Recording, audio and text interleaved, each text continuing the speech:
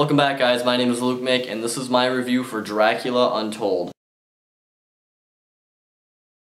So you guys, I can't really review this movie because I walked out of Dracula Untold, and I'm going to tell you why. I went into the theater, I sat down with pretty low expectations because this movie is a lot like Hansel and Gretel Witch Hunters and I, Frankenstein. It's just like a really lame kind of trying to bring back the old monsters slash monster fighters onto the big screen in a kind of fantasy sort of way, and this movie is just really, really lame. The story was not engaging at all. I did not care about what was happening. This movie was really ugly. The lighting was super dark the entire time, and you could barely even see what was going on for the most part. It just was not a pretty film to look at whatsoever, and like I said, the story just was not engaging at all. I didn't care for any of its characters. The acting was pretty wooden for the most part. No one really gave any stellar performances, but obviously they aren't given a very great script with a movie like this. It just was not an engaging movie whatsoever. So I got about 40 minutes in, and I was just like, you know, this movie's really, really just a waste of time for me.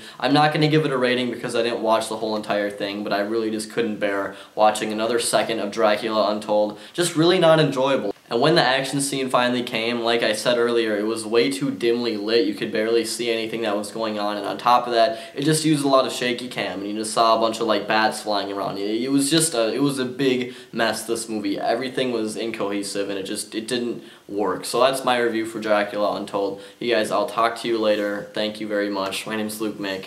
Please subscribe, and adios.